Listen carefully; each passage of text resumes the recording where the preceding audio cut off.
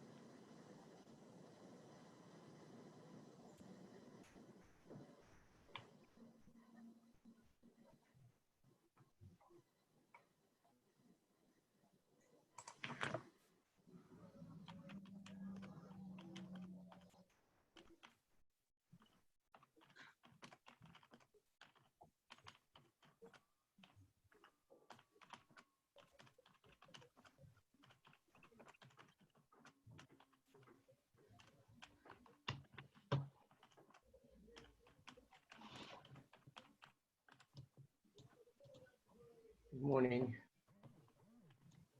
Morning. Hi, Simon. Hi, Luke. Hi. Hi, morning. How are we all today? Okay. Yeah, thank you. Yeah, not quite as good weather. I don't know about you guys, but here it's not that good weather. Well, I'm in 33 degrees, yeah. 32 degrees. 33 Where's that? in Malta. Ah, bueno. Yeah, I've got great clouds, no sunshine, but no rain, which is good. Yeah, about the same here, really.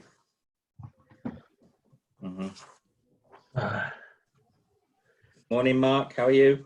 Morning, very well, thank you, Robin. Yeah, all Morning, good. Mark. How are your preparations? Are you open yet, or? No, we're going to open on the 6th. Yeah, I think a lot of places thinking they'll forget the weekend. Absolutely, we didn't have any bookings at the weekend, so we thought we'd start from the 6th, and yeah, we've got bookings coming in at the moment, so yeah, it's not too bad. It's good. Morning, David. Morning, everybody. How are you? Morning, David. How's Ireland today? It's not as wet or windy as yesterday, Robin. There's more bad weather on the way, but a bit of respite. All the pubs opened yesterday, so life is good. There is a God. People can drown their sorrows as rather. Yeah, well, the thing is, you can only have a pint if you buy a meal. So basically, a pint now costs you about 15 euros. And furthermore, you can only stay in a pub for 105 minutes in one sitting. And what's more, you can only actually socialize with your immediate family. So there's plenty of reasons there not to go to the pub. So how do they handle the 105 minutes? With great difficulty. I think the sort of the COVID police will be sort of hovering around your table, you know. But the fact is, I mean, in all honesty, you know, the experience will change greatly. You won't have the usual messiness you'd expect to find in a pub. It'll be a bit more like a restaurant environment. I don't know if that's good, but that's what we're looking into for the next couple of weeks anyway. Mm-hmm. Voted then. Fun and games.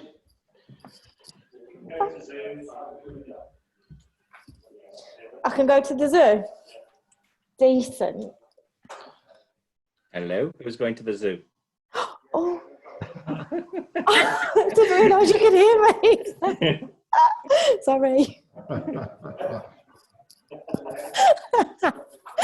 That's so funny.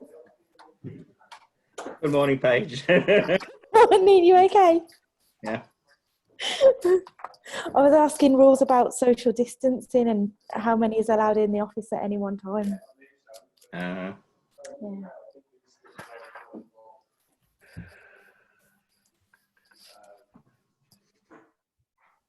Morning, Paul. Morning, Paul. Said camera off, didn't it? Good morning. How are we today? Very well, thanks. And yourself? Okay. It's a bit dull out there. How's it down there in Paynton? Well, you wouldn't believe it. We've had rain for about 3 hours this morning. The sun's just beaming out there at the moment. So, yeah, can't crumble. When are you planning on opening? 24th. 24th. Yeah, it's the coaches that we've got booked in, and once we've just finished rearranging the dining room to get everybody in, everything's all set to go. The COVID risk assessments are all done. We've been ticked off to say that we're good to go. So, yeah. So coaches are running then? Yeah. Reduced That's capacity. I've got one coach company that's going to run 2 coaches down to me to bring the numbers that they're looking to bring down. And yeah, that's to be fair, from the start, we've been keeping in contact with all the coach companies to see exactly what it is they're going to be doing, what it is that we can do, and then we just kept close contact with one another. Mm-hmm. And no offence to the people, but are they which age sector are they likely to be? The age sector that we like looking after, which is the semi-retired. They're obviously the more high risk group. We're That's looking at sort of 65 onwards. The typical coach age. But that's been our business for 30 years. And it's done extremely well. No, but it's interesting to know that they are returning to work, as it were. I was worried that coach trips would be a thing of the past almost for at least until the end of the year. But I think it's area dependent at the moment. Where Buckleys that come down to us from Doncaster, Yorkshire, they seem to be doing just fine. We do have a coach company that's meant to be coming down from Leicester, which after yesterday, I think we're going to have to relook at that and then maybe relook at selling their space.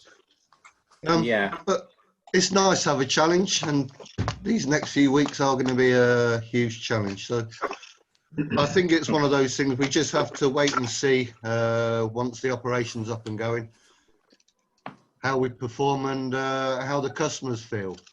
Yeah, indeed. I think that's going to be a lot of the way forward in the next couple of months. Is just seeing how the customers feel and going with it, really, isn't it? Yeah, absolutely. I mean, from what we've heard, there's a lot of people that really would like to get away on holiday, and then there are, to be fair, it is a small percentage, the limited few that really feel that they should still be staying at home. So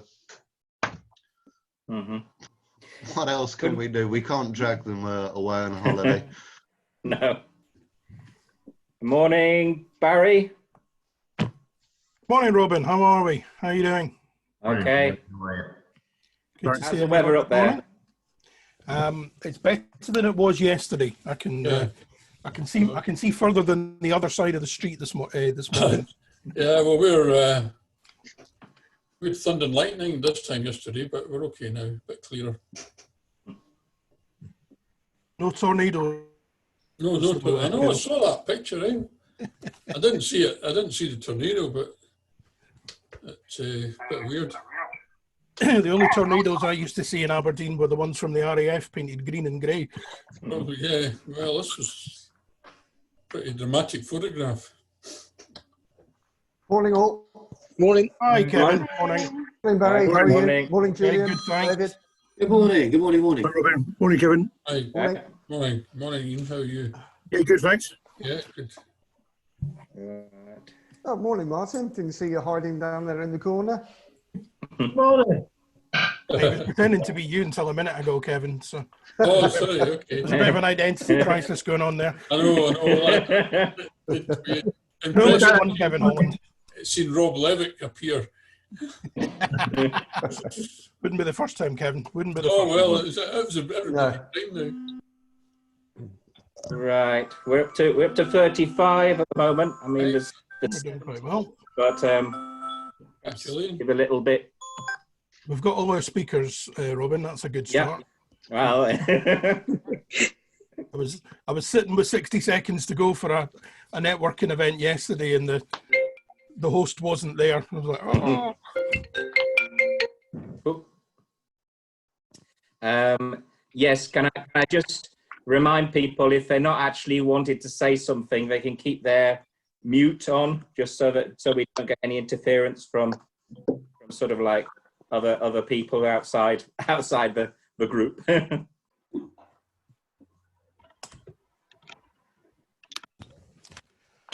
Okay, that's 10 o'clock, Robin. I'm conscious of everybody's time, shall we? Yeah, let's go with it. We've got 40. There's there'll probably be a few more joining. A few more to join us. But let's carry on. Super. Thanks very much, Robin. Good morning, everybody. A very warm welcome to this morning's online hotel forum. Great to welcome so many familiar faces back, and quite a few newcomers who are joining us for the first time this morning as well. Margot McLennan's there, Tim Penter, and a few others that I don't quite recognise yet this morning. Very, very welcome, and thanks for joining us this morning. My name's Barry Clark from Dunedin Consultancy. I'm your host, unfortunately, for this morning. Happy to be with you. We've got a bumper packed agenda for you this morning. 3 key speakers. We're going to be hearing from Robin Williams, looking at cost control in a post-COVID world. We're going to be hopping over the Irish Sea to join David Collins across in the west coast of Ireland to give us an update on. David will be giving us an update on booking trends, and can also give us a bit of an update on an open hospitality market 24 hours in. With the Republic of Ireland having opened the doors yesterday.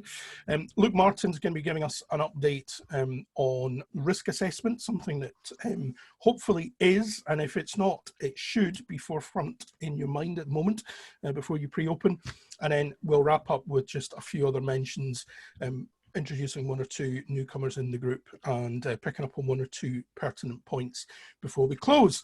And I'll be hoping to close the meeting about 11:10, very mindful of everybody's busy time at the moment. So in our customary fashion, we're going to start off this morning with just a brief State of the Nations review, see where we're at as a country, where we're at as an industry, and just to pick up on some of the particularly salient points right now. Probably best, let's start south of the border. I'm speaking to you from Glasgow this morning. We'll start south of the border in England. The excitement over the last couple of weeks since we last met was the confirmation of 4th of July as an opening for English operators in the hospitality industry, and also the move from 2 meters social distancing to 1 meter plus. I guess that's all been... I'm not sure for the first people to hear the May data, but Michael is going to give us some... Great, sorry, had a bit of feedback there. The move from 2 meters to 1 meter plus, but I guess that all has been superseded somewhat with events in the last 24 hours. We've got 1 or 2 people from the Midlands who are with us today, but as you probably have seen in the news either last night or this morning, local lockdown, the first local regional lockdown has been implemented overnight, excuse me, in Leicester, which will have a number of impacts. Catching up on the media this morning, all non-essential retail in Leicester has been instructed to remain closed today. Schools will be closing as of Thursday, and particularly relevant to ourselves, hospitality operators who were expecting to open this weekend have now been instructed that they will not be able to do so. The latest development I heard this morning is that that situation in Leicester is going to continue for at least 2 weeks. It will be 2 weeks before that situation is reviewed. I think that gives us a bit of a taster in terms of what may happen as we move forward, where these localized regional or city-based lockdowns will be the favoured situation moving forward, rather than hopefully, touch wood, a national lockdown situation. So it'll be interesting to see what develops over the next couple of weeks in that locality. The one thing that I did pick up on this morning that was a little bit concerning, there's actually not a clear definition as yet in terms of how far those restrictions apply. The official word that I could pick up this morning from media was that it's Leicester and surrounding areas, but there was a qualification from the Department of Health there that they will publish later. Didn't actually say later today, but it said they would publish imminently the surrounding areas of Leicester that the situation would also apply to. So it's not just the city. And the key message there is don't travel into Leicester, don't travel out of Leicester, and if you're within the area, don't travel within. So it's quite a significant development. Other than that, the rest of England seems to be in a fairly positive position that they'll be able to open the doors for business as of Saturday, this coming weekend. Swiftly jumping north of the border, up here in Scotland, slightly different situation. We are a couple of weeks behind England in terms of developments. Probably a fair assessment, given that we were a couple of weeks behind, particularly London and the big conurbations in England, in terms of the impact of coronavirus and COVID to begin with. In Scotland, the good news that we've had, 6th of July, so Monday of next week, outdoor beer gardens, as it's been defined, are able to open for business. And then the main date for us north of the border is 15th of July, where hotel accommodation and indoor restaurants, bars, cafes can reopen subject to social distancing measures. Self-catering accommodation, we are, within Scotland, we currently have a loosely defined 5-mile travel restriction. That's being lifted as of Friday of this week. So after Friday, north of the border, we are pretty much allowed to travel freely, but we've still been encouraged not to make unnecessary journeys. So I think there'll be a lot of travel around north of the border to visit families and such this weekend. That also does mean that self-catering accommodation is able to reopen as of this weekend north of the border. As yet, we're still being asked to maintain a 2-metre social distancing measure north of the border. Across the Irish Sea, slightly different situation between the north of Ireland and the Republic to the south. David Collins can give us an update very shortly in terms of what's happening in the Republic, but they were ahead of the game, and hospitality businesses reopened yesterday, or were able to reopen the doors yesterday. In Northern Ireland, north of the border, from Friday of this week is the opportunity to reopen doors. The one place that I couldn't really get a feel for things was Wales. Seems to be a bit of an unclear situation in Wales. Are they following the English lead, or is the Assembly in Cardiff implementing their own regulations in that respect? And perhaps later on in the forum, if there's anyone that's in the borderlands between England and Wales, you can maybe give us an update there as to what the situation is. A couple of other quick things I wanted to pick up on this morning before we go into our guest speakers. One of the things that's become apparent over the last few days, and I think something that from conversations I've been having with hospitality business owners, something that's a little bit of a surprise, it's become very clear that as hospitality businesses, whether that's pubs, cafes, restaurants, hotels, we're now going to be placed at the forefront of the health track and trace system. And within the coronavirus control measures, there is an expectation that as hospitality business owners, you'll be gathering data regarding who's coming into your business. And there's an expectation, a requirement for you to retain that data for up to 21 days so that it's accessible to the health authorities should there be a localized outbreak in your area. Now, gathering customer data, certainly for those of us in the hotel industry, isn't a particularly unusual thing. But the thing I really wanted to just highlight for everyone and just remind you, you may already be aware of this, but obviously in collecting data, that is going to have GDPR implications for you. And very important, I would suggest that you consider how are you going to collect that data. More importantly, how are you going to store securely that data. I've already heard of some anecdotal examples from elsewhere where that data has been collected and then has been misused. So just to pick up on one or two key dates there, hospitality business owners are going to be expected to support the track and trace efforts and keep that data for 21 days. Because you're collecting that data for the nature of the health track and trace system, that data is not yours to be using under any other circumstances. So resist the temptation to add that data onto any marketing lists that you have. You'll be in breach of GDPR if you do that. Also really important, you're going to have to keep that data secure. And I think in particular, what we need to be thinking about here is how are you going to gather that data in the first place? So just a couple of key points that I would suggest to you. What is the data that you need to gather in the first place? And don't overcomplicate things. Don't go gathering more details than you need to. It's names, it's contact details, addresses, phone numbers. And how are you going to collect that? I think ideally be thinking about something like Google Forms or Jotform, one of those kind of electronic devices. Because a sheet of paper with some boxes for name, address, phone number, it's not going to cut it. That's not going to be GDPR compliant. And more importantly, what happens when that sheet of paper goes missing? So the old-fashioned booking sheets that we used to have for restaurant lists and such, that's just not going to cut it. So something to really think about there. And once you've gathered that data, after the 21 days where it's no longer required, how do you intend to securely destroy that data so that it can't be misused? So some key things there just to think about.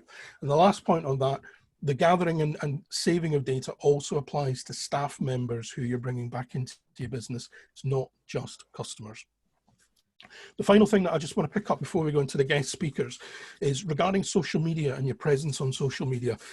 Just before I came on here this morning, I was kind of sucked into a LinkedIn conversation. It was a bit like being dragged down the rabbit hole. And it just really struck me how tricky conversations that some people are having on social media at the moment is. So the thought I want to leave you with is, if you're out there on social media, particularly things like LinkedIn, and I'm sure you will be at the moment because you're wanting to communicate with your customers and your potential customers, remember why you're there. This particular conversation that I saw was got really quite heated about the media storm in the last couple of days about potentially the border between Scotland and England being closed as some form of quarantine from people travelling from England to Scotland. What's become quite apparent is this is a media storm that's been created by one of the weekend newspapers. The Scottish Government have come out and made a very clear statement that they have had no intention whatsoever of introducing any form of quarantine between England and Scotland. But some quite heated debates been going on in social media over the weekend. And I was quite surprised and in some instances shocked by some of what I was seeing on social media this morning. Professionals who are very clearly labelled as being on LinkedIn under their company and their professional banner, having quite personalised, quite opinionated and verging and getting into political stances of why the Scottish and English governments might be behaving in certain ways. It does themselves and their businesses no favours whatsoever. And actually reading through that and reading through some of the comments might well have an influence upon my decisions as to businesses that I would choose to work with and would choose to distance myself from in the future. So my message is, whilst you definitely want to be out there in social media communicating with everyone at the moment, just have a think about what you're saying and some of the debates that you're being dragged into. Doesn't do you or your business any favours to be getting into some quite personalised and potentially political and social debates right now. For there to be a discussion going on there about survival of the fittest, and if some people can't survive coronavirus, it's doing those individuals and those professionals no favours at all. So on that cheery thought, let's move on. We've got a packed agenda for you this morning. So first up, pleasure to introduce Robin Williams from Hotel Synergies. And this morning, Robin's going to be sharing his thoughts with us on the thorny topic of cost control, particularly in a post-coronavirus marketplace. Robin, thank you very much indeed.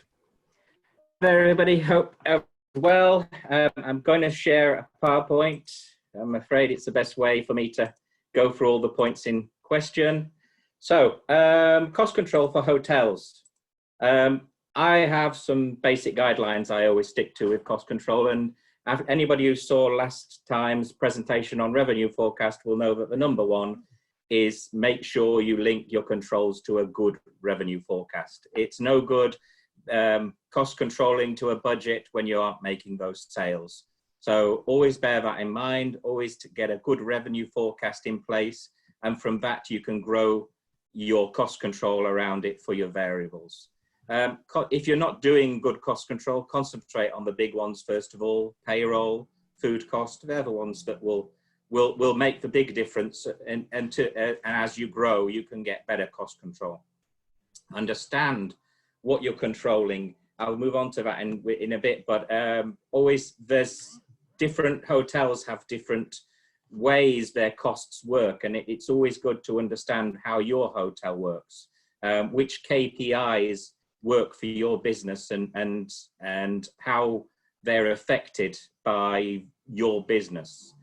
Keep it simple and easy to use and understand. You want your whole team to be involved in cost control, not just taking orders. They need to be aware of what they can do to make sure that the costs are controlled and reduced within the business wherever possible.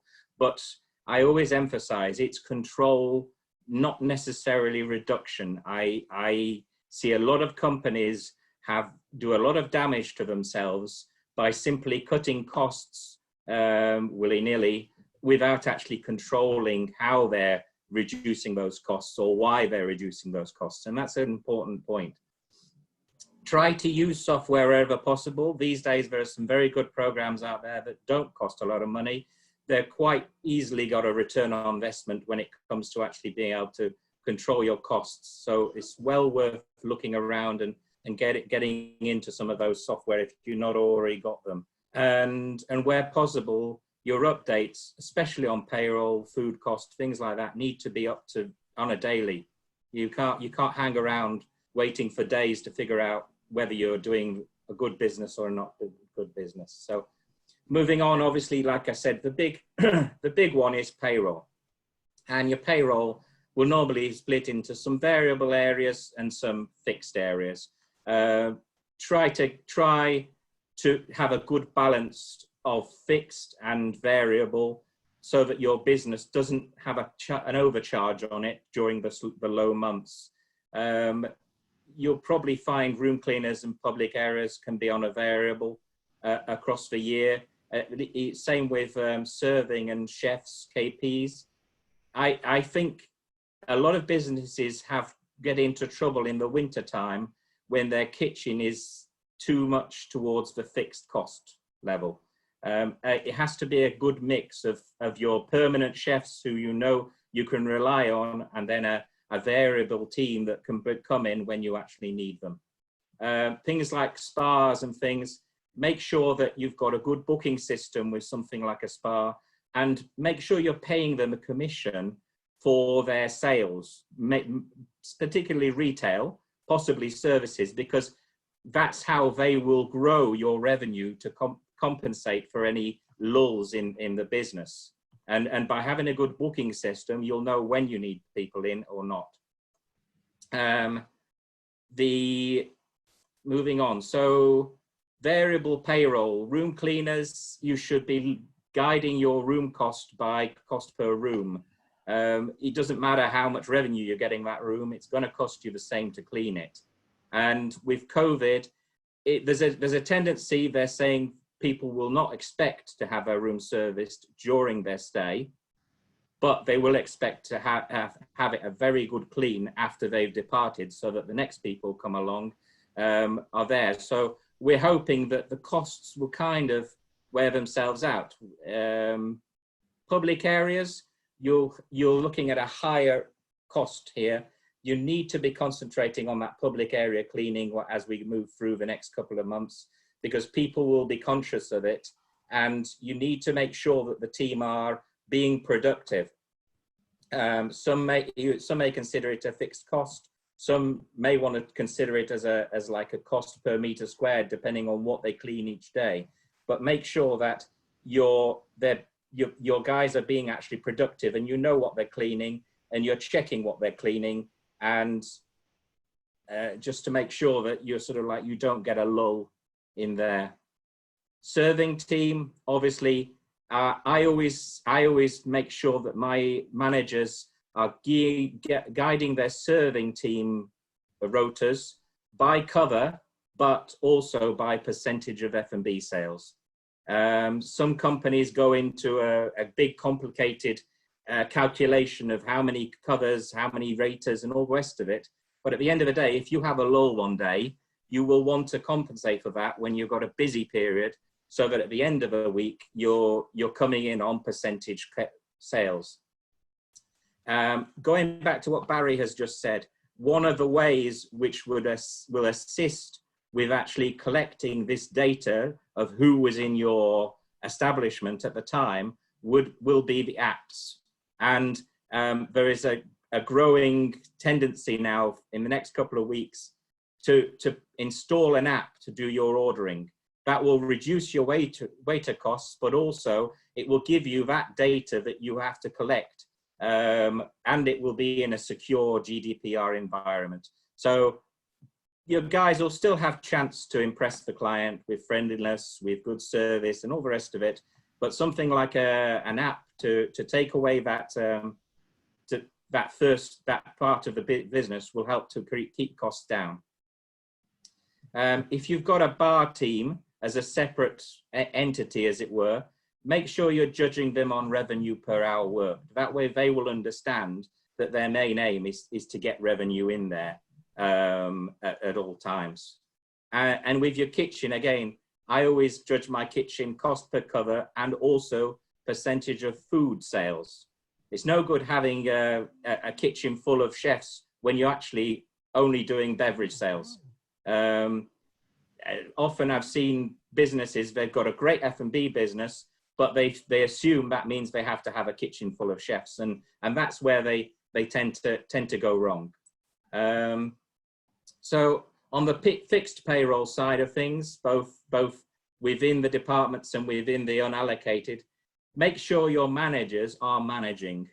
Don't get them into the habit of just being overpaid waiters. They're there because they have a skill that is beyond the normal waiter. They're there because their ability to give guest service better than your normal waiter maybe. They're there because they need to be forecasting their revenue. They need to be thinking of sales ideas. They need to be thinking how to control the costs and working with their team to control those costs. They need to be training those team members, not actually doing the job for them. Another interesting one, take advantage of quality, not quantity. I know when I was working in individual hotels, I spent quite a bit of time setting up the controls and all the processes and everything that I've been talking about previously. But then once that was all done, I would probably spend only about 30% of my time actually doing financial control. The rest of the time, I was probably being a slightly overpaid administration person, basically because they had me there. They had to make sure I worked. So bear that in mind. These days, there are a lot of professionals out there who will charge you a reasonable amount, which is nowhere near what you're paying for a full-time employee, to actually control your finance, to control your sales and marketing, to control your human resources. And then you can concentrate the admin work on admin staff, which will highly reduce your fixed costs. And it will give you the benefit of somebody who perhaps you didn't think you could afford for those positions. Keep an eye on repairs and maintenance. It's very good to have a team who understand your business. Some hotels rely on the fact that they have people there who've been there for a long time, but always bear in mind whether having that full-time team or the size of full-time team can be is compensated, or whether you should actually have perhaps rely on a few more contractors. If you get a good contractor, they'll still understand your business. They'll still work with you as a partner. It's just you won't be paying them full time. Systems of control for payroll. So obviously, you can do a basic control on your hours versus sales with any Excel spreadsheet. However, these days, when you take into account the price of decent payroll systems, there is really no reason why you shouldn't have one. I know of free systems out there that work very well with the hotel industry, and not only are they worth their while, they supply you with the full HR admin package. So they make sure that when you're employing somebody, you're taking account of all the permits they need, etc. They are GDPR compliant. You have not got files sitting around in a drawer that somebody could take and look on. And that is very important in this modern day. Most of these systems will allow you to import your revenue, forecast and actual into your rota scheduling so that your managers can see it every day, up-to-date figures on where they are, and make sure that they're controlling that cost regularly. These systems also have payroll admin, which means that you don't have to worry about your payroll clerk being off sick. You don't have that necessary fixed cost of somebody on the team, and they are specialists in payroll, so they will back you up when you need backup as far as payroll is concerned. Some of these actually have recruitment tools which will help you recruit your staff, control adverts, control CVs, etc., etc. And a lot of them either have a training module in them or have a link to a training software. And these days that's very important, because health and safety, all these trainings that you have to do on a regular basis to make sure that your staff are up to date on hygiene, etc., etc.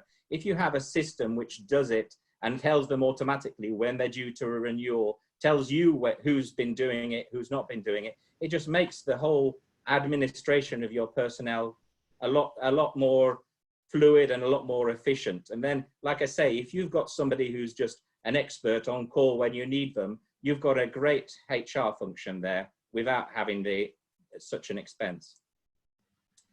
Multi-skilling. This is going to be key to the next couple of months, and it should be key anyway in your business. If you are multi-skilling, you can utilize your team members higher. That means at the moment, you don't have to bring everybody off furlough. You just possibly bring in teams and swap the teams around and have the rest of them on furlough, which will save you money. Plus, having people who are multi-skilled gives them a better awareness of the rest of what's going on in the business. Waiters who work in the kitchen on an odd time, or chefs that actually do waitering, will give a whole new outlook to what they see, and it's good for the cohesion of the team.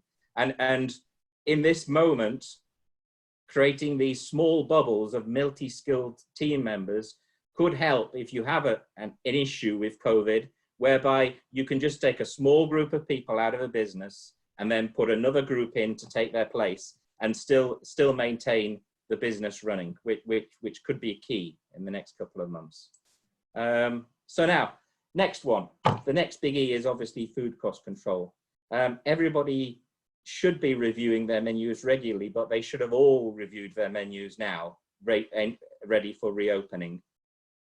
You need to be looking for at the moment, you need to be looking for a slightly more restricted menu that will give you good GPs and will be easy to serve and easy to cook based on all the complications that COVID is bringing in. With food costs, secure storage is a necessity. It's not about assuming people might be ripping you off. It's about making sure you don't give them the temptation. Unfortunately, these days, a lot of people are in a lot of trouble out there. They're perhaps not earning what they expect to be earning, and it's not their fault. So don't make it easy for them to be stealing from them. I'm a big advocate of controlling allowances. I believe that if most point of sale systems these days will allow you to log your everything through the system and discount off certain items with different categories. So for example, entertaining by management or sales, staff feeding, the fruit that goes to the bar, anything like chocolates that go in prepared to go into the rooms, all these sorts of things. If you take a note of those things and then allow off the cost from your food cost, charging it to where it should really be going, sales and marketing, welfare, it will take away some of the excuses that your chef has as to why he's not made his food cost. You know, I've always seen this wrangle in hotels where, oh no, I can't make my food costs because I'm giving too much to the staff, or people keep giving stuff away. If you have a full control over every single thing that goes out that service, which isn't paid for, then that excuse just goes out the window. And not just those items which can be allowed off.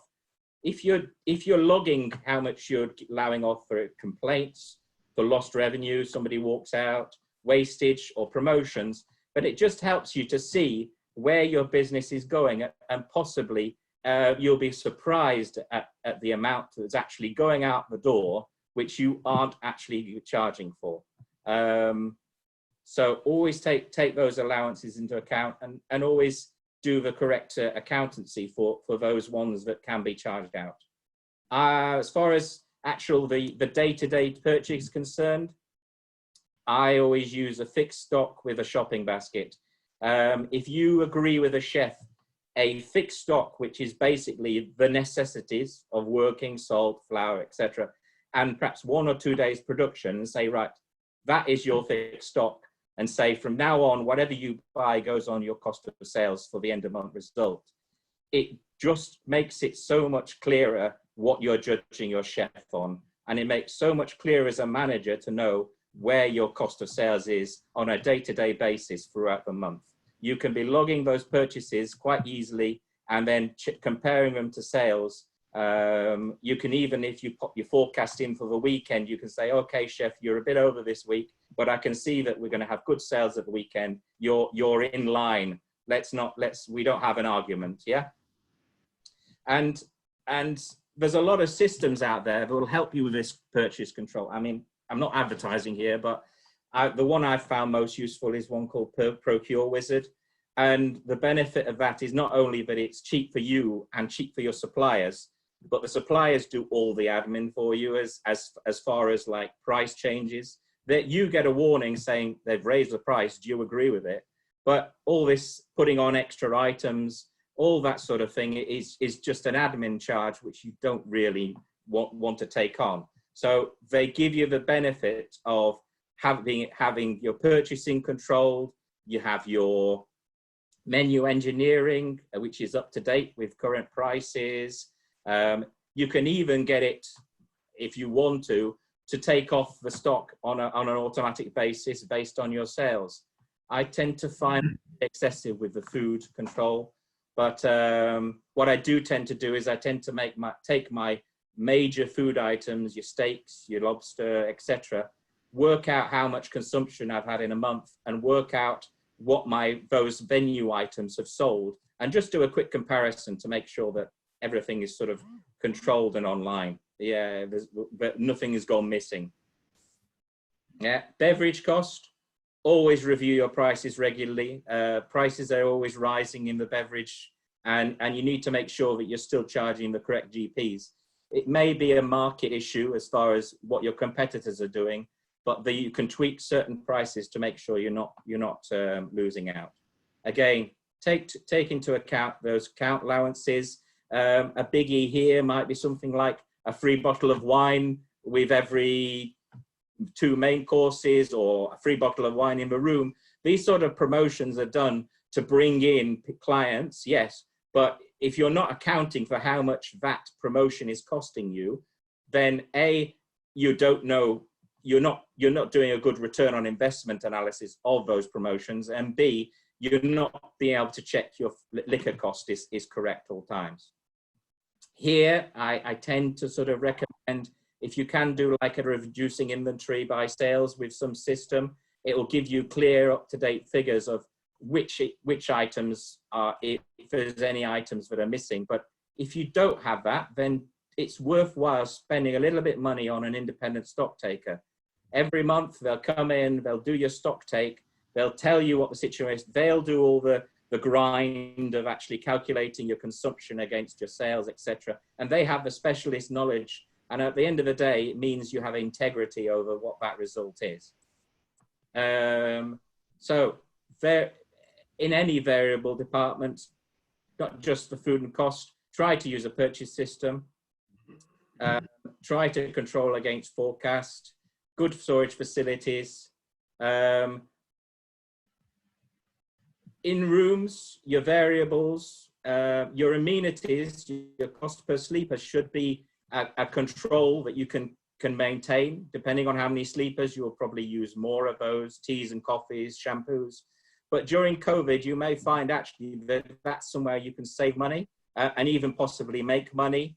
The general principle tends to be a room will be clear of all excess items, and teas and coffees and things could be considered excess items. That means you could either make more money through room service teas and coffees being charged, or at least offering a pack with your tea and coffee tray from reception with a sealed pack of tea and coffee and charging for it. If people really want that service, then they're likely to pay for it. And a lot of people probably won't notice that it's missing. Cleaning supplies, be very careful with cleaning supplies over the next couple of months. You are going to have to do a lot of cleaning, and don't fall into the trap of thinking cheap is cost effective. I worked on a big project a while back. They were using a local supplier who, yeah, it was a cheap product. They thought they were doing well. But at the end of the day, we put in one of these named suppliers of chemicals with their dosification. And yeah, their bottle of liquid cost a lot more than the other supplier. But because it was being dosed, and it was being dosed at the correct level, we ended up saving a third on our cleaning costs. So always be clear on that. It's not always a case of buy cheap. Laundry costs. I always guide my laundry cost per room to see how we're going each month. There will probably be fewer changes during this COVID situation, so you should be able to save some money on that area as well. And always control rejects and train staff to control those rejects. If it's not going on the bed, you shouldn't be paying for it. And if you are controlling it and you are sending back those rejects to the laundry, then it's highly likely they'll be more careful about what kind of material they supply to you. Yeah. And also, now the biggie, TA commission. Since the 2008 crisis, a lot of people have been very dependent and possibly abused by the OTAs. Now is your possibility to try and reestablish levels. If you are going to use the OTAs, then please be clear what benefit you're getting from using them. Don't just go out there for the sake of it, and don't get yourself in a price war. At the moment, that is not going to help your cost control, is not going to help your profit. Increase that activity on social media, keep it up, keep your web page up to date. And if you need to use a social media agency, you'll probably find you can find some very good suppliers out there who will do your social media, who will keep it up to date, and will probably cost you less than you were paying before on TA commissions. So bear that in mind. Shop around. I know there have been some suppliers out there who have been a little bit zealous on their charging, but there are also some good people out there who are giving decent fees. And get yourself a loyalty software. These days, even independent hotels have access to software for loyalty. Make sure you've got those vouchers in place. Make sure you're doing whatever you can to get those clients coming through the door without going to the OTAs and coming back again, because that will be what helps your profitability. Variable costs on F&B, disposables, where I usually calculate that on a cost per cover, and I'm talking about your catering, your foil, your napkins, your takeaway stuff. And these probably will increase over the next couple of months because there will be an inclination not to use linen, to use paper napkins. There will be an inclination to put stuff in packaging so that it's more safe. So just be careful on what you're spending. Don't think carefully about the use of every item. I've seen in the past people spend a lot of money on packaging and then realize it's not the right one, and then they've wasted that money. Again, cleaning supplies. You should be all checking your machines to make sure the dosification is working correctly before you open. There's nothing worse than the machine running at a high dosification or whatever, because you'll just be throwing money out. At the same time, it needs to be high enough to hit all those viruses so that you don't have an issue in the future. If you are using paper napkins, then that cost should be compensated by the fact that you're not going to have to pay laundry costs on linen. If you can do tables without tablecloths, even better. It just means it's easier to clean down, it's more safe, and you're not getting that linen cost.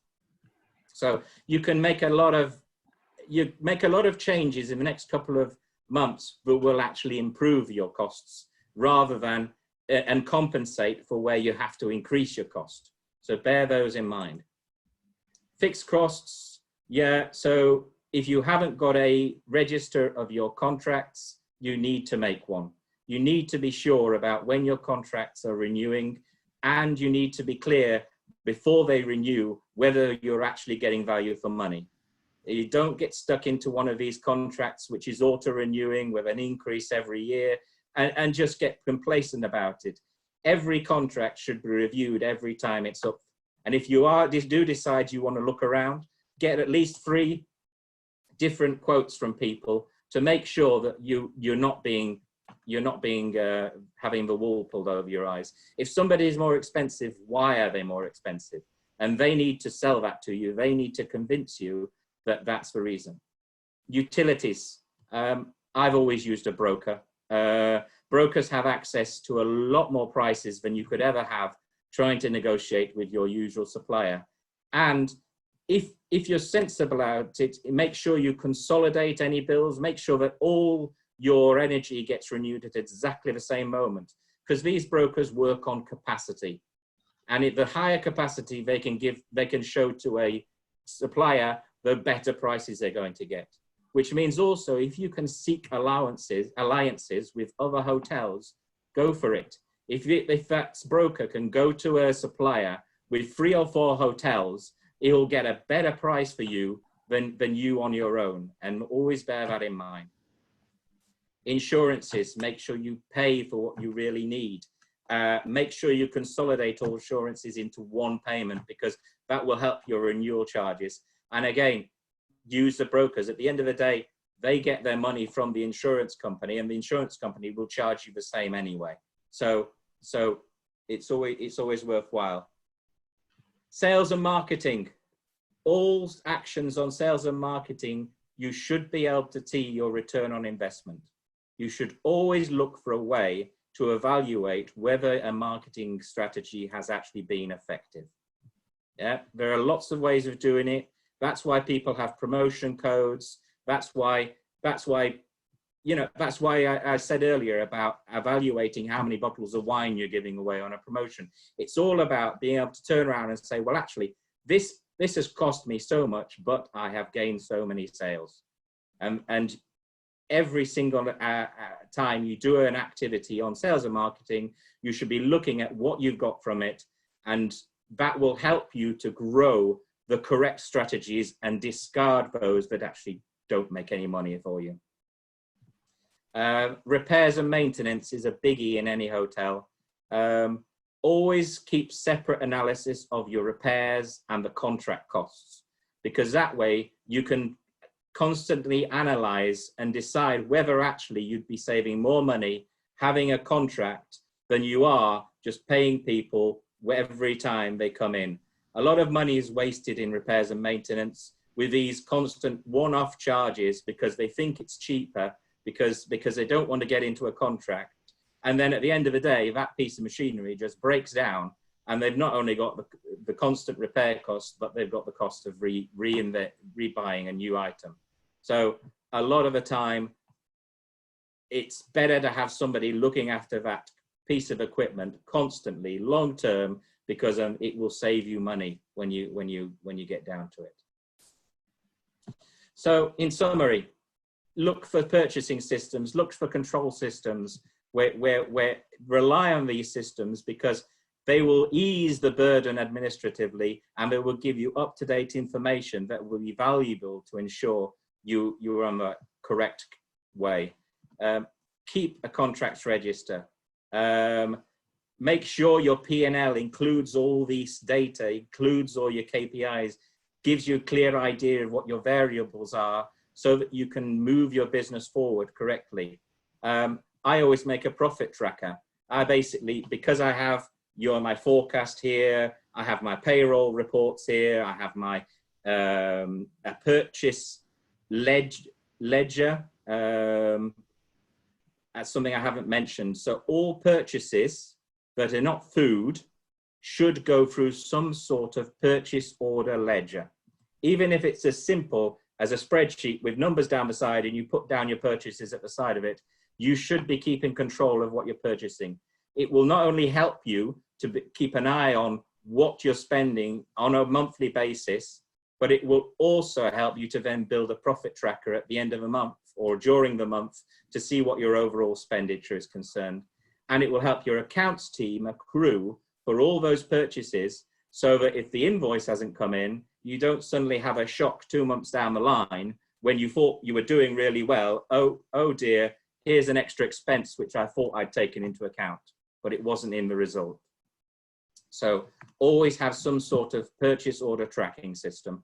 And from that, like I say, you can build a perfect profit tracker, and you'll know sort of on a regular weekly basis where you are. Try to keep it simple.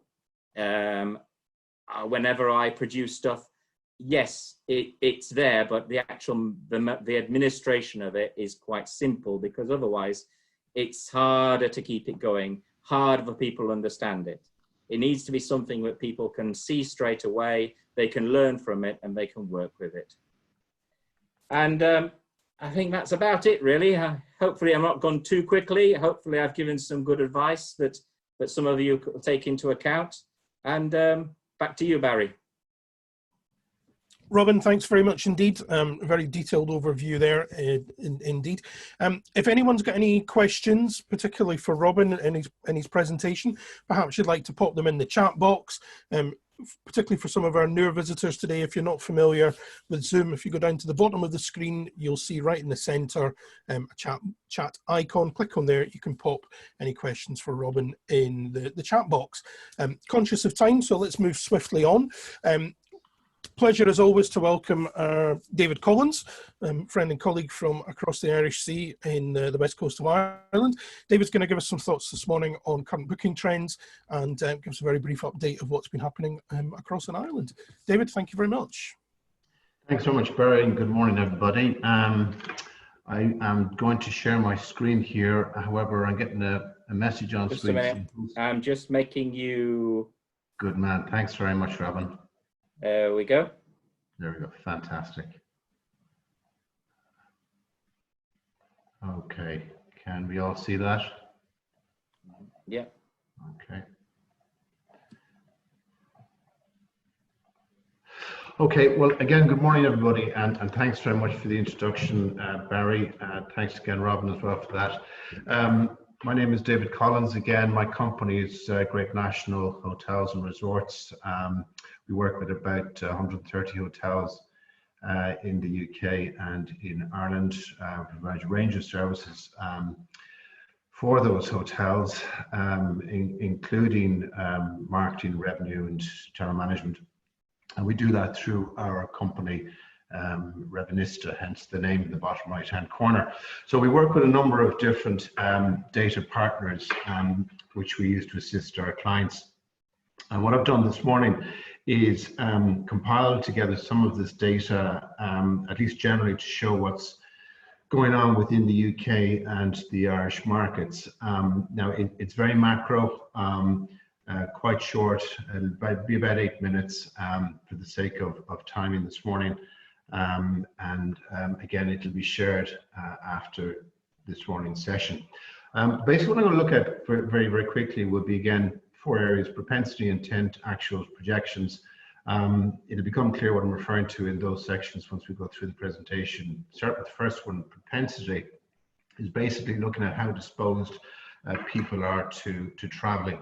Again, specifically, I'm looking at the UK and Irish markets. We'll broaden it out towards the end of the presentation to look at the European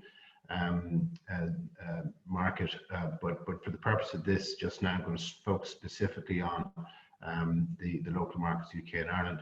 So if we take the first one, propensity, and that is people's, let's say, disposition to traveling. There are 2 charts here supplied by our first data partner, Avio. This is all current information, okay, and this tracks sentiment survey results over the course of the last 6 weeks. Approximately 2,500 people were surveyed over the course of 6 weeks.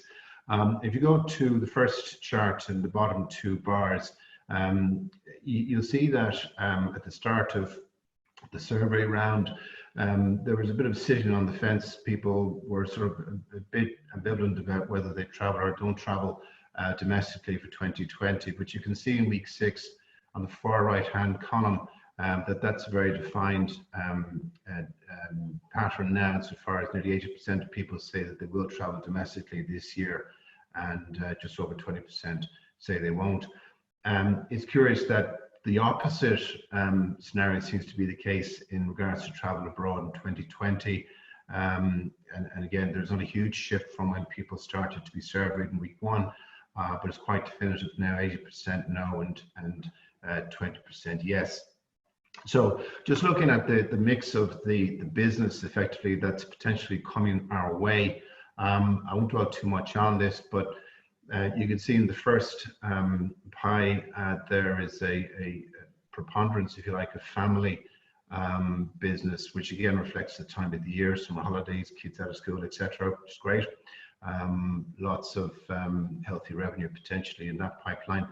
The age group likewise ranges from between 25 up to 45, again, highly mobile segment of demand, quite affluent as well. In terms of income, we're looking at, again, predominantly B and C1 demand, which again, you know, is pretty much where the type of demand that we want, because it's effectively the middle market, and the middle market is the one that it proves to be the most robust source of demand, certainly in my experience.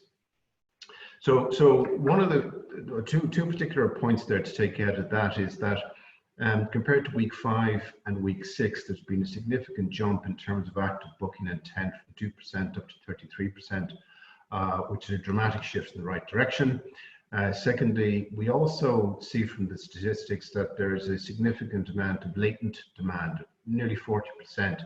That is people who are still waiting to book later in the year. And this is a very, very important point, because you know, that latent demand is pretty much playing a wait and see game in terms of seeing how hotels manage this new normal, inverted commas, but are also perhaps looking to avoid those higher volume times over the course of the next 8 weeks. And again, this is something that you should build into your marketing strategy. I spoke about some figures there about 2 weeks ago, possibly further, but the fact that, for example, people are taking longer to complete their booking, their bookings, for example, it's gone from 1 day within which somebody would take a decision to travel to 9 days now last month in May. The consideration phase has gone from 4 sessions to 8 sessions. So people are taking longer. But furthermore, the lead-in time to bookings has gone from, this is in January, 50 days to an average of 129 days. So people are taking longer, they're booking further in advance. And that's a significant opportunity for all of us in the room here, trying to target demand. You know, don't look at the next, necessarily the next 8 weeks. Look out towards the end of the year and plan your marketing and your budget spend on your marketing around that. We'll come back to that in a second. I think the interesting point here, looking at intent, so that's people's disposition to buy. Intent, a little quick generic search on Google, and this is, I can share this link, it's quite interesting link for people to look at, using the search term hotel breaks. Again, it's a very generic search term, but comparing that to self-catering and specifically looking at the Irish market. I'll come to the UK in a second, looking at the last 90 days, and you can see there's a significant spike in search traffic for the term hotel breaks as distinct from self-catering, which is obviously bubbling along the bottom. But hotels, which I found to be quite encouraging, are proven to be perhaps a more popular, certainly from a search point of view, solution for short breaks, family holidays. And again, this is the last 90 days. Looking at the UK, again, the same period, last 90 days, again, hotel breaks, self-catering, generic search terms. I think what this reflects here is obviously there's a clear jump in hotel breaks searches over the course of the last couple of weeks.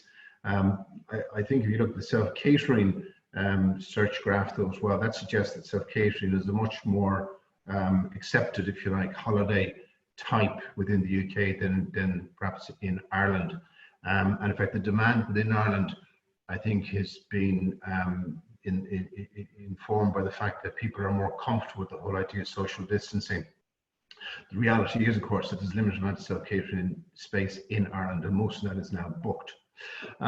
Just to put this in context, though, I compared those same search terms for the last 12 months, and the difference is quite dramatic.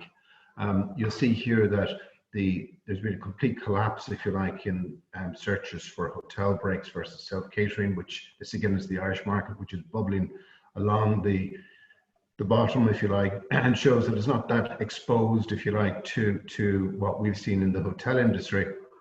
And something similar then within the UK. Now, the UK is a couple of weeks behind, obviously, the Irish market, so that explains why you haven't seen such a dramatic increase in search activity for hotel breaks. But again, self-catering seems to be relatively unimpacted by what we're currently experiencing ourselves. Just regionally then, for the sake of completeness, comparing Hotels Scotland, Hotels England, Hotels Wales, Hotels Northern Ireland, you can see there in the blue curve, which is Scotland, it's proven to be a significantly more popular, if you like, a destination, certainly from the point of view of Hotel Scotland search term. This is again for the last 90 days, followed by England, followed by Wales, followed by Northern Ireland. So let's just give you, I suppose, a feel for what people are searching for. Just in terms of actuals, though, the reality is, however, is that within Ireland at least, projected hotel occupancies for the year 2020, it's going to be a cataclysmic collapse, if you like, in demand by the time we get to the end of the year. The average throughout 2019 was 73%, falling to about 32% by the end of the year. This has been reported this week. This is all current, and this is coming from a number of different sources, and we're seeing this on the ground ourselves as well in terms of demand. Looking at the next 3 months, for example, July, August, September into October, actually, you've got 3 key markets there: Cork, Limerick, Galway, throughout Ireland. All 3 popular destinations, lots of quality stock. The average across the country is again very disappointing, 8% to 9% next month, through to a high of 21% in September, reflecting possibly an increase in corporate demand, falling back then to 18% in October. So those are fairly depressing projections. This is from trending.ie, which is another partner of ours. What I found very interesting, though, is the fact that when I went on to look at similar reports in the UK, I couldn't find any. This is the homepage from the caterer yesterday. You would have expected a screaming headline there about concerns in regards to hotel occupancies for the coming year, or at least for the coming season. I couldn't find anything, and it just struck me that perhaps, certainly the caterer's case, they might be in denial. Looking at further afield, in particular, a much wider picture across the European market, this is from STR. another one of our data partners. And again, as we might expect, the current crisis is likely to be more severe and take longer to recover than the global financial crash. You've got 3 different scenarios there. And effectively what they're saying is basically it's going to take through to 2024 before we see anything like a return to 2019 levels. I won't go through all the content on that, but this is a quick graph to show you how, for example, ADR is likely to recover over the course of the next 4 years, and it's going to take a year longer to get back to where we were pre-COVID as far as STR are concerned. What these people do is they take aggregate sort of statistics across a huge basket of hotels throughout the UK, Ireland, and Europe. So it's pretty accurate. Also quite. So finally then, what can we do? And I didn't want to end too much on a low note. There are things we can do as individual operators. Robin's actually touched on 1 or 2 of those. They're all there. You know, realign your marketing and your revenue strategy for the current scenario. Be prepared to review it on an ongoing basis. You know, prepare your website, optimize your digital assets. We have one hotel, for example, which is having a storming start to the season. Or restart to the season, I should say. 4-star hotel, 65 rooms, is currently achieving 100 to 1 of a return on its PPC. Its revenue, for example, for the month of July is currently running at 4 times what they achieved last year in 2019 for the same month. So there is business to be had there. It probably reflects the fact that some hotels aren't reopening perhaps till next week or the week after, or more importantly, haven't used this downtime we've all come through to do a lot of spring cleaning, if you like, within their digital ecosystem. There is a lot of low-hanging fruit there. And even at the best of times, we'd always maintain that there's at least 25% latent demand, latent revenue within a hotel's business. It's just a question of pushing the right buttons and tapping into that latent demand. In terms of cancellation policy, I think it's important that we do implement a flexible cancellation policy, because that is of some reassurance to people booking. There is likely to be a second wave. Here in Ireland, for example, our chief medical officer is now insisting that people do not travel abroad because of the real threat. You know, to provide reassurance to people to book those short breaks, family holidays domestically. Cancellation policies will be key. Robin mentioned your channel mix, very important, so that you're not over dependent on your indirect OTAs, your indirect channels, which tend to be of a much higher cost of sale. Look at what your competitors are doing, and don't necessarily track what your competitor is down the road. If you're a resort destination hotel, your competitive set could be 20, 30 miles away, possibly further. Again, Robin mentioned CRM, very, very important. You know, now more than ever, it's vitally important that you hold on to your existing customers, much lower cost of acquisition. Analyze the numbers. You know, this comes on to the final point. We have rolling forecasts in our own business, and that's group wide within the hotels. Likewise, we update our forecasts you know, twice weekly.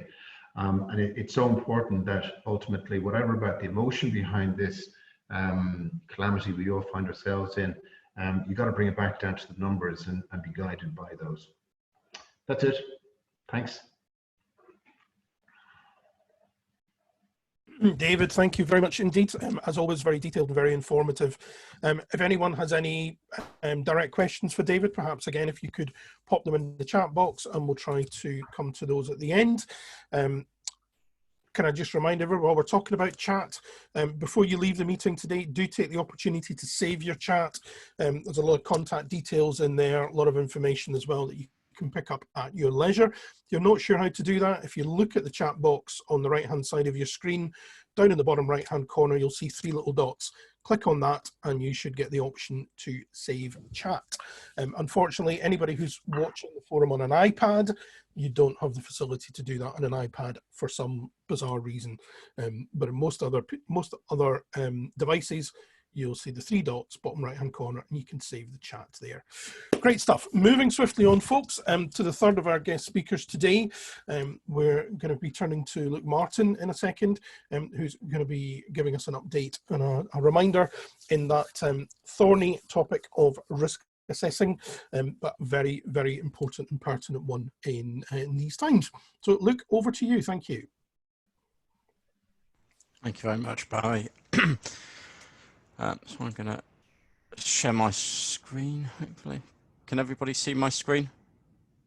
Moment. Okay, lovely. We'll make a start, and I'll try and keep this brief. So obviously we've all heard, certainly in the UK, around COVID secure, and I know there's similar talk in the Irish Republic, but I know they're further forwards than us. So essentially, what does COVID secure means? It means you need to do risk assessment. Now, everybody should do risk assessments as part of their day-to-day work. This isn't anything different to what you would normally do. The difference is you've got to focus on the key principles here. So what work or activity or situations may cause transmission of a virus within a hotel? Who could be at risk? How likely is it that someone could be exposed? Now, you can quantify this in terms of either hours of exposure or number of times they come into contact with customers. And then part of it is also acting to either remove the activity or situation, or, as is more likely within the hospitality industry, control the risk to your staff, visitors, and everybody else. So there are some legal requirements that come into this. If you don't complete a risk assessment and you have a problem, the HSE, or Health and Safety Executive, has made it very clear they will take enforcement action. And the enforcement action will be anything from specific advice through to issuing actual formal enforcement notices, and ultimately imprisonment of up to 2 years. They have updated all of their guidance on their website. There is more coming as the situation evolves. What we've seen locally in Swindon is we've actually seen a couple of businesses that have been shut down temporarily and told to close. We've one locally within Wiltshire has actually been closed permanently because of a number of serious breaches that have taken place. There are 2 types of risk assessment you need to consider with COVID. There's an individual worker risk assessment. Now, this may be new to some of you, this may not be new, but what they're saying in terms of COVID is there are some key groups that you need to carry out individual worker risk assessments. Now, these are BMAE staff. We've all seen in the news that they are potentially more at risk of exposure. There's this group of people which are classed as shielding. Now, if you have employees that have been on furlough because they've been advised to shield, the expectation is that when they come back to work, you should carry out a specific individual worker risk assessment. New and expectant mothers. So if you have staff that are pregnant or have given birth and are planning to come back into work, there are some areas you need to look at with those. And then staff with other long-term conditions, which I'll go into later on in the presentation. And then there's the corporate risk assessment. So this is the risk assessment of your organisation. Now notice the difference between terminology. For individual worker risk assessments, you should do them. But corporate risk assessments, you must do them. It is a legal requirement, and I can't stress that enough. For ease of, I've broken it into essentially what's the process we need to look at. So you need to look at your business operations. You need to set what is your risk appetite in terms of the risk to your business, your staff, other customers, as far as COVID is concerned. That needs to be done in terms of looking at the legal guidance. Now, there is separate guidance for England, Wales, and Scotland around social distancing. As Barry's already mentioned, Scotland, you still have to social distance by 2 meters. here south of the border, it's 1 metre, but that may actually change. So make sure you look at the right guidance, make sure you understand the guidance. Then it's about identifying your risks, looking at what is your inherent risk score. What do I mean by an inherent risk score? That is the risk to your business without any controls in place. So as it stands right here, right now, without all the additional controls, what is the overall risk likelihood of COVID being transmitted, people catching it, your cleaning procedures not working, you're not being you're serving of food and drink, what are the actual risks? And then you need to look at, okay, so what controls can I put in place? So for example, if we take food and beverage service, do you go for solely table service? Do you limit your menu? Do you go for, as Robin's highlighted, paper tablecloths, paper napkins, disposable cutlery? How far do you feel you need to go to mitigate risk to your business? And then after that, you rescore your risk, and you rescore your risk to say, okay, with all of these controls that I've put in place, how likely is this to happen within my business? And then after that, it's looking at, okay, so I've got a score. That score may or may not be within my risk appetite. What else can I do? So what other further mitigation opportunities can I put into place to manage that risk appropriately? Now, you hear quite a lot within risk management. They talk about treat, tolerate, transfer, or terminate as the outcomes for each of the risks. I'll go into those on the next slide. But essentially, after you've done phase 2, you need to write yourself an action plan. You need to look at, okay, so what changes do I still need to make to my business? By when? Are they changes that have to be in place before I open so that I'm compliant with the COVID secure guidance?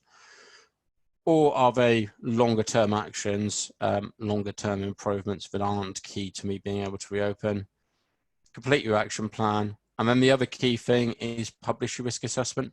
Make sure your staff know. Market it out on your social media. A lot of the pubs, hotels, restaurants down here have started putting big signs up outside to say, we are a safe entertainment space. We are a COVID safe pub. To actually get people coming back through the front door when they can open on 4th of July. So I think it's consider how you can do that for your business so that when guests arrive, they've got something there visual that greets them and instills that confidence. And then the last phase is the review phase. So you need to be reviewing risk assessments on a regular basis. You need to be updating them as you open.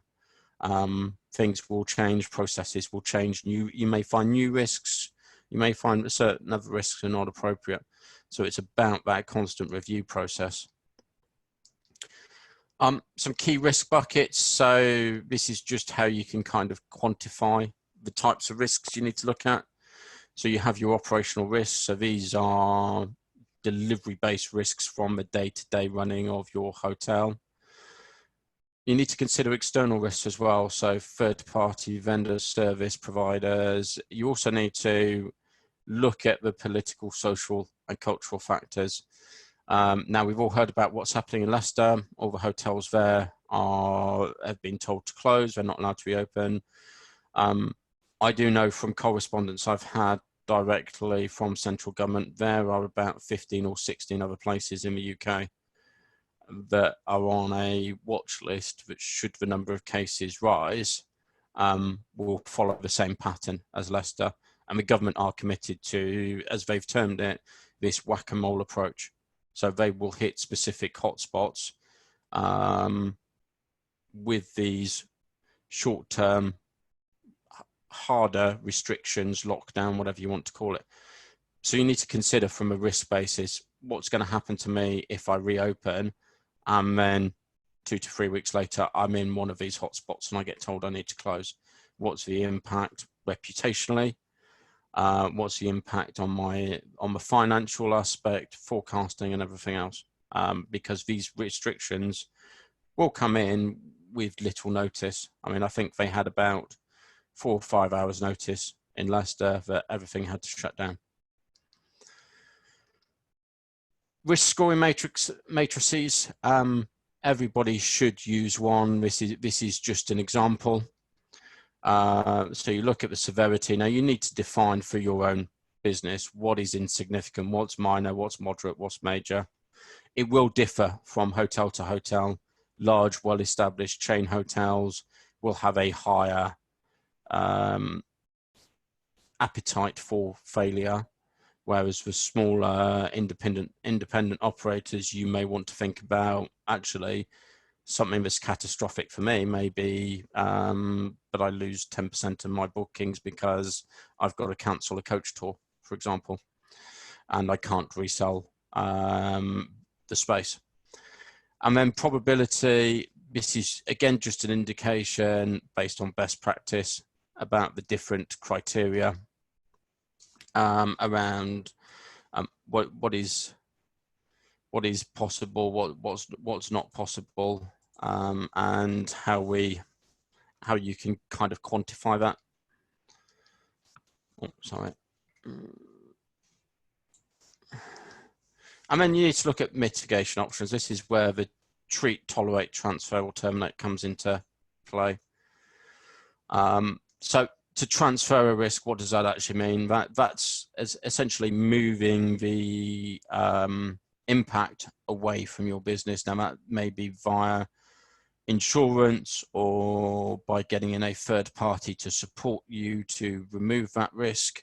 So again, Robin's mentioned a couple like maintenance contractors, rather than having in-house, look at outsourcing that. It removes your financial risk of you've got to pay a lot of staff wages, again with the financial aspect, the HR aspect.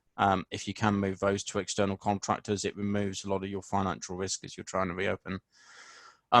Tolerate, it's essentially you're saying, I'm going to accept the risk as it is. I can't really do much about it, or it's going to cost me too much to change.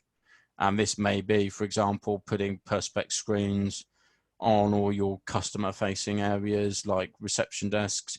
You may decide, well, actually, I'm going to go for PPE and ask customers to stand back a metre or 2 metres from a desk as an alternative.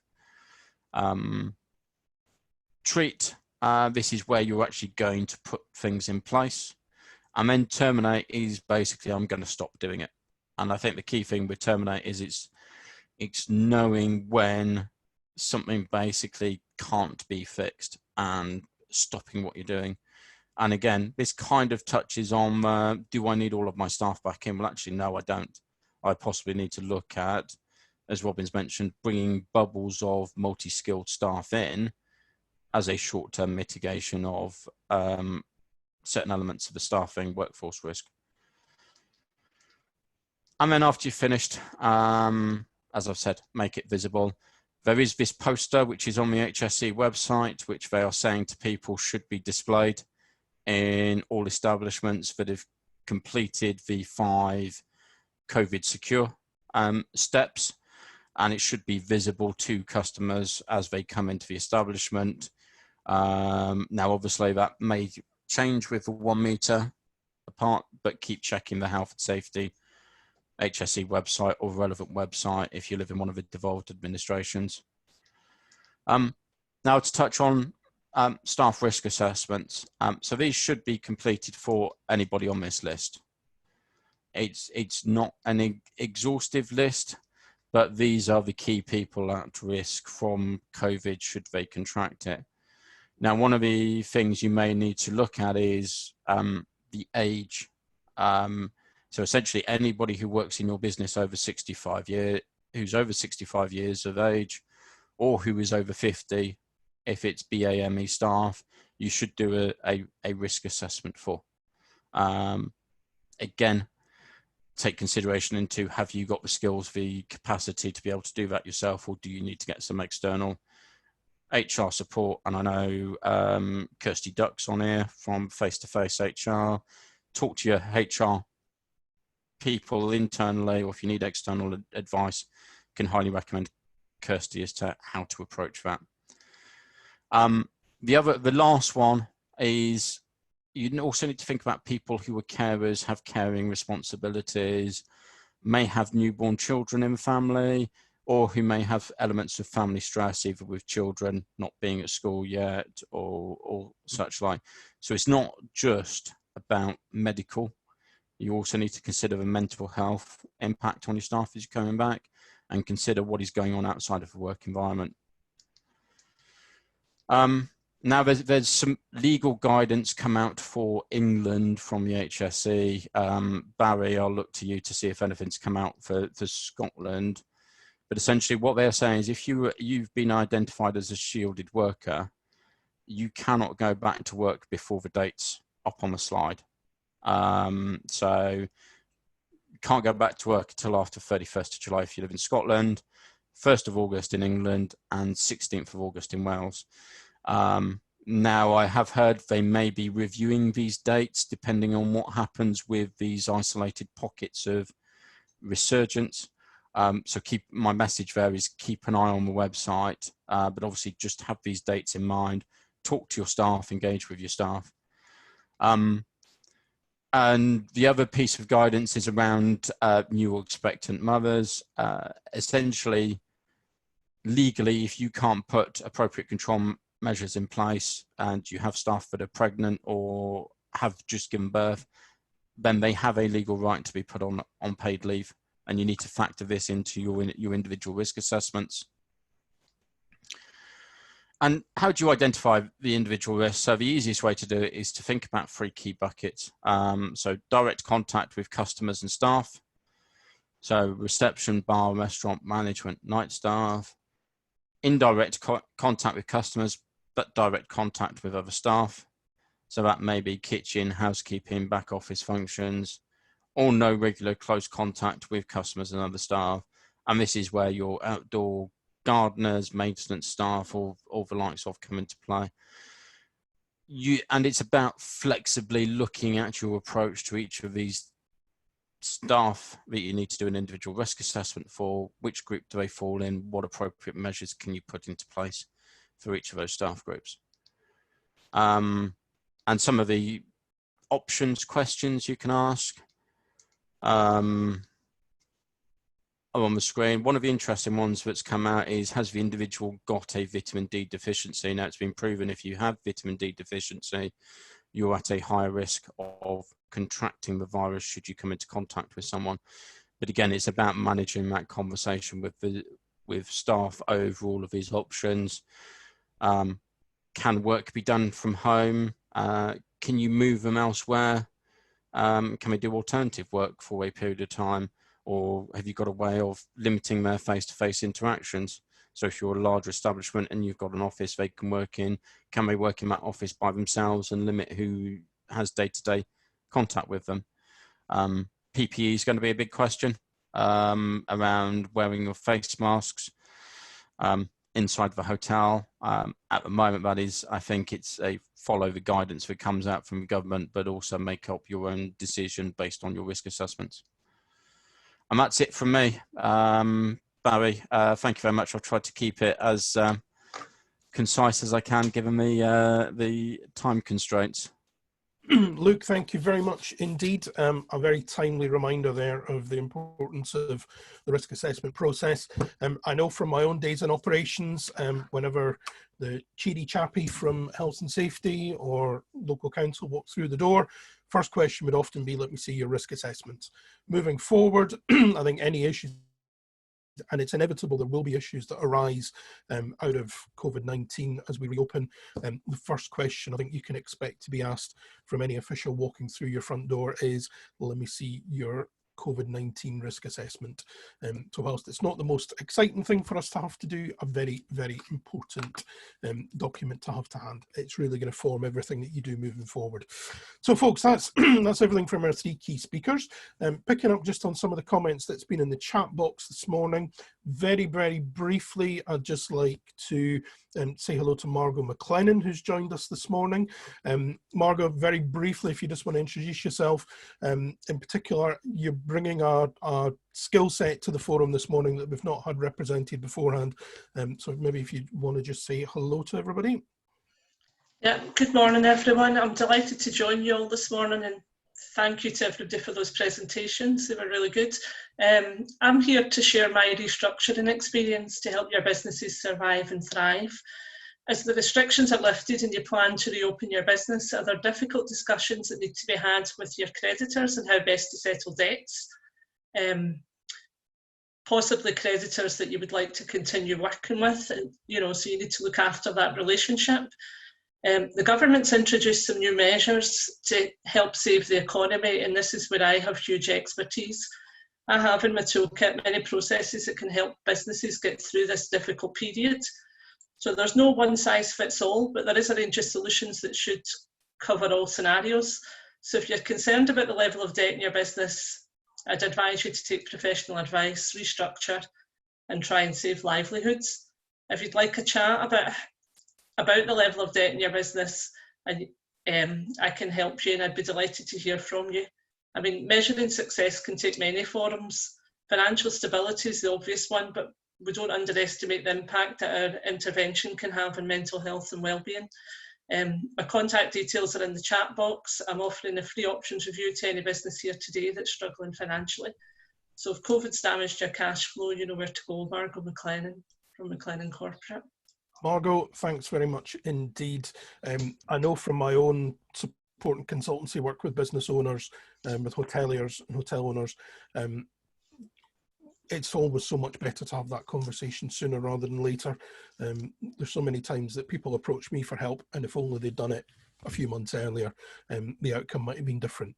Folks, thank you ever so much for joining us this morning. It's been another busy and packed forum. I hope you've enjoyed this morning. You found our key speakers of interest and informative. That's all from me, folks. So great thank you from me. And I'll just very briefly hand back to Robin just to wrap things up and say our farewells.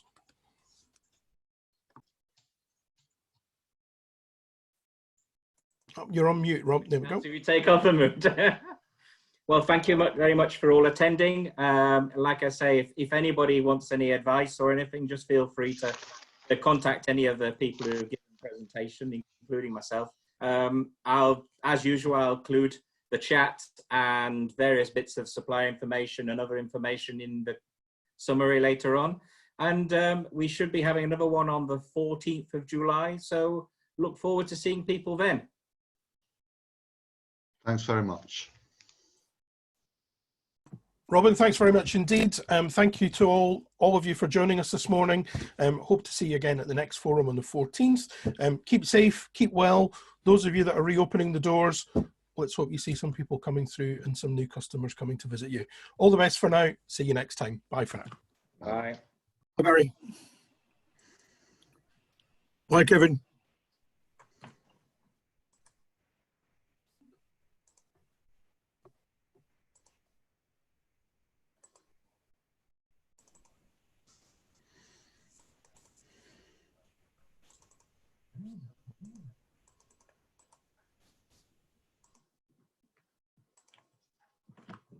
Ciao.